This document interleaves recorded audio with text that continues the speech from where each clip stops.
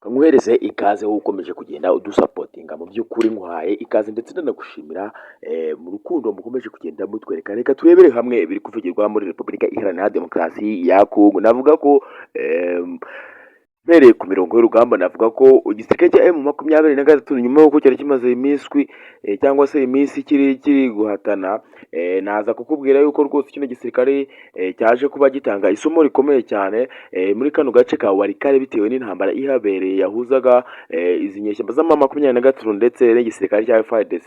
Ushobora kumvagira habereye ariko ukagira ngo irarangiye, intambara niteze kurangira, kuko ku ruhande rumwe umwe aravuga ati ngewe ngiye gusaba ubufasha ndetse ngiye kugaragaza isi yose nerekane uburyo igihugu cy'u Rwanda aricyo kiri gutuma intambara ibera muri Repubulika Iharanira Demokarasi ya Kongo. Ku rundi ruhande igihugu cy'u Rwanda ati nacyo ntabwo dutewe ubwoba n'amahanga cyangwa se n'abo uzabwira bose, icyo twebwe twavuga nta na rimwe tuzigera twemera yuko rwose ari twebwe turi kwangiza umutekano wawe muri Repubulika Iharanira Demokarasi ya Kongo. Kabone ko rwose ibyo ngibyo nimukomeza kugenda mwishyiramo ibyo ngibyo, rwose intambara iri no kubera iwawe izarangira umbajije, ndetse ko intambara ngo yazarangira ari uko Yesu amanutse. Nyamuneka nawe umbwire igihe Yesu yazazira. Reka turebere hamwe ibiri kuvugirwa mu gihugu cy'Ububiligi kimanukiye kikaza muri Repubulika Iharanira Demokarasi ya Kongo. Ni nyuma y'uko cyamaze gushyiramo intwaro ndetse n'abasirikare b'abakomando bagiye bahambaye muri iki gisirikare cya FARDC. Ni nyuma y'uko Antoine Felix Tshisekedi yakomeje kugenda azamuka amahanga yose avuga yuko rwose akeneye ikintu kijyanye n'ubufasha, akajya ku gihugu cya mbere cy'igihangange ku isi. Ubwo nageze muri Leta Zunze Ubumwe za Amerika, apfukamira Donald Trump aravuga ati papa daddy mfasha nyaboneka turebe ko iki gihugu cyagaruka, ndetse arongera atangaza amagambo akomeye avuga ko adakeneye igihugu cy'Ubushinwa muri Repubulika Iharanira Demokarasi ya Kongo, dore ko rwose baba bishakira amafaranga ndetse bishakira n'ubutunzi, nta kindi babamare, dore ko batajya babarwanirira. Ariko hari haciye iminsi kino gihugu cy'Ubushinwa rwose nta kintu kigendera Repubulika Iharanira Demokarasi ya Kongo, kuko igihugu cy'Ubushinwa cyo cyarindaga ku birombe by'amabuye y'agaciro ndetse n'amazahabu atandukanye, dore ko iki gihugu cya Repubulika Iharanira Demokarasi ya Kongo gifite ubutunzi by'umwihariko munsi y'ubutaka, harimo ibintu byinshi, amapeteroli, ibintu byinshi rwose. Navuga ko iki gisirikare cya FARDC kihari ibintu byinshi nyine. Ubwo igisirikare cya FARDC ni igihugu cya Repubulika Iharanira Demokarasi ya Kongo. Umutwe mu 23 ukavuga yuko rwose ushaka agace kamwe cyangwa bagapasuramo nawo ugakora igihugu cyawo. Nyuma yuko igisirikare cya FARDC cyangwa se Antoine Felix Tshisekedi yatangaje amagambo avuga ko rwose nta na rimwe azigera yemera kuganira n'inyeshyamba, ndetse rwose yagaragaje uburyo yabonye ingabo z'u Rwanda ku butaka bwa Repubulika Iharanira Demokarasi ya Kongo zirenga 30,000 muri iki gihugu cya Repubulika Iharanira Demokarasi ya Kongo. Ni nyuma yuko amahanga yose yakomeje kugenda nayo yerekana cyangwa se agaragaza uburyo yanze iyi myifatire y'igihugu cy'u Rwanda ngo kiri gukomeza kibungabanya umutekano wa Repubulika Iharanira Demokarasi ya Kongo. Bano basirikari cyangwa se bano banyacyubahiro bakomeye bayoboye bino bihugu byo ku mugabane w'Uburayi ubwabo batangaje amagambo akomeye ndetse agaragaza ko rwose banze igihugu cy'u Rwanda. Ni nyuma y'uko Paul Kagame we ubwe yavuze ati muzaduha imfashanyo cyangwa se muduhe iyo nkunga nimuyigeza mu Rwanda musange twarubatse stade Amahoro cyangwa se n'izindi nzu zigiye zitandukanye ziri mu Rwanda nka Convention na n'izindi zitandukanye, Big Arena. Izo zose ni inzu zigiye zihambaye, nimurangiza muvuge ngo twasahuye muri Kongo. Nimwicare mwiga murebere hamwe biri kuba muri Repubulika Iharanira Demokarasi ya Kongo, kubera ko n'ubundi abari kurwana n'abavandimwe bose baravukana n'abantu. Ni nyuma y'uko Antoine Felix Tshisekedi we ubwe yatangaje amagambo akomeye agira ati twebwe rwose umuntu witwa ko avuga ikinyarwanda, ubwo nagiye mu bwoko bw'abanyamurenge muri Repubulika Iharanira Demokarasi ya Kongo, yavuze yuko rwose atamukeneye ndetse ahari hose yakicara akareba ahandi aridikira, dore ko ngo baba bagiye kubica. None ibyo bintu biza no gushyirwa mu bikorwa, biza no kurangira abano baturage batari bake bo muri Repubulika Iharanira Demokarasi ya Kongo bagiye bitaba Imana, bitewe n'uko rwose igisirikare cya FARDC cyananiwe kugenda gitsinda urugamba, bikaza gutuma rero kino gihugu cy'u Rwanda kivugwa yuko aricyo kiyoboye uyu mutwe wa M23 ubanza u Rwanda baruze rwarubatse amateka. Nyuma y'uko igihugu cy'u Burundi nacyo cyamaze kugenda kikoma igihugu cy'u Rwanda ndetse kinatangaza amagambo mabi ku gihugu cy'u Rwanda, ibintu byinshi byababaje n'abanyarwanda. Burangiye Perezida Evariste Ndayishimiye bura ntabwo njya mwemera, ndaza kukubwira ko ibiri kuvugirwa muri iki gihugu cya Repubulika Iharanira Demokarasi ya Kongo atari byinshi ndetse ari byinshi cyane.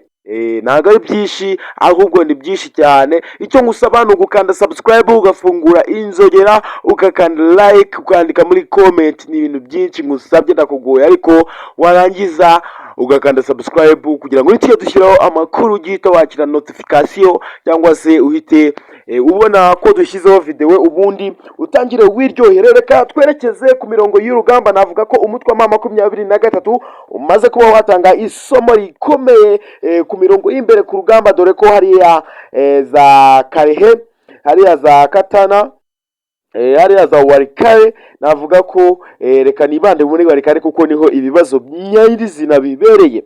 Ibibazo bibereye Warikare. Umutwe wa M23 umaze kuba ukosora ingabo zigiye zitandukanye, harimo FDLR, FARDC, Abarundi ndetse n'Ababiligi bagezeyo ejo bundi. Nabo rwose batangiye kumva ikintu kijyanye na bombe cyangwa se kubumbalandana muri Repubulika Iharanira Demokarasi ya Kongo. Izi nyeshyamba za M23 ni nyuma yuko amahanga amwe namwe yagiye agaragara avuga yuko rwose igisirikare cya M23 kiri kurwana muri Repubulika Iharanira Demokarasi ya Kongo gifite imbaraga zihambaye, ndetse ngo n'igisirikare gishobora kuba ari icya kabiri muri kano gace ka Afurika rwose. Ubwo icya mbere murakizi, ntago nakirirwa kirazwe. RDF ni igisirikare cy'u Rwanda. Murabizi ko hano mu bihugu byo muri Afurika ari twe gihugu cya mbere gifite umutekano ukomeye, ndetse amahanga yose agenda aza kutwigiraho, ndetse navuga yuko dufite inshuti y'umuturanyi.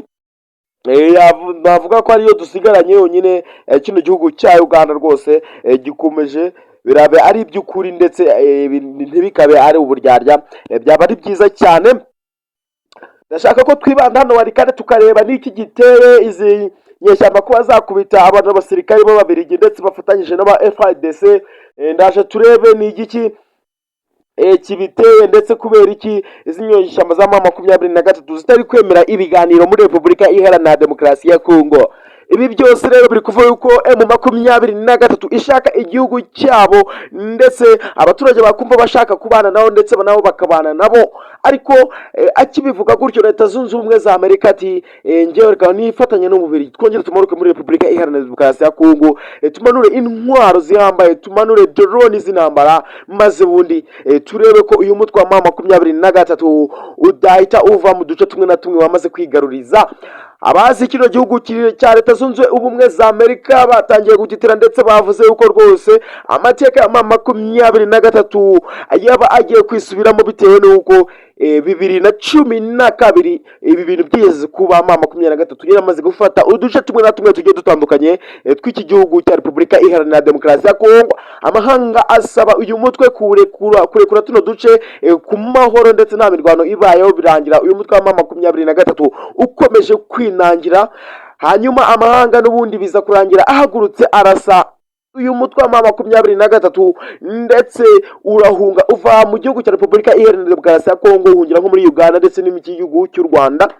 Hanyuma nyuma y'imyaka umutwe waragiye uribumba, ndetse ugarukana imbaraga z'umuvuduko udasanzwe, ari nabyo namwe muri kwirebera biri kubera muri iki gihugu cya Repubulika Iharanira Demokarasi ya Kongo. Navuga ko ari ibibazo kuri Perezida Antoine Felix Tshisekedi, bitewe n'uko rwose iyi ntambara yanze kwigarurira hafi, yanga kwemera ibiganiro hakiri kare. None dore atagiye kwemera ibiganiro ari uko igihugu cyose bamaze kuba bagifata, abasivile bamaze kuba bapfira muri iyi mirwano bo ni benshi. Navuga ko igihugu cya Repubulika Iharanira Demokarasi ya Kongo kirimo kugenda kigorwa cyane. Ni nyuma y'uko Perezida wa Repubulika Paul Kagame uyoboye igihugu cy'u Rwanda we ubwe yabwiye Perezida Antoine Felix Tshisekedi ati wemere ko batigeze bagutora, ndetse nta n'ibintu bya gisirikare uzi. Ntekereza ko ibi ngibi ari isomo rikomeye yahaye Antoine Felix Tshisekedi. Ibi rero abantu benshi bakomeje kugenda babigaruka, ariko nawe ubwe Antoine Felix Tshisekedi nawe yabigarutse avuga yuko rwose nawe byamubabaje ako kantu yaje kugatindaho. Nagira ngo nkubwire ko nimba ari ubwa mbere ugeze kuri uyu muyoboro ugomba gukanda subscribe, ugafungura insogera tuyishyiraho video notification, ugahita uyakira ku kanya, Kangubwire ko wowe wamaze kubikora uri w'agaciro ndetse uri n'uw'amahirwe, ndashaka ko wicara ukumva amakuru ari kuvugirwa hano kuri uyu muyoboro, hanyuma ukagenda nawe uzi ibiri kuvugirwa muri iyi si igiye itandukanye, muri iyi si y'abagome ndetse muri iyi si y'abantu beza. Ibi bintu rero bizavugwa he ko Antoine Felix Tshisekedi kuyobora igihugu kiwe ndetse kugishyiramo umutekano byamunaniye, afite abasirikare ndetse n'inkunga zigiye zitandukanye. Kangubwire ngo rero nkuhaye ikaze wowe ukigera hano, nkuhaye icyubahiro ndetse kandi subscribe kugira ngo ujye ubona amakuru yacu tugishyiraho video wakire notification. Urakoze cyane, duhure n'amakuru agaruka mu kanya.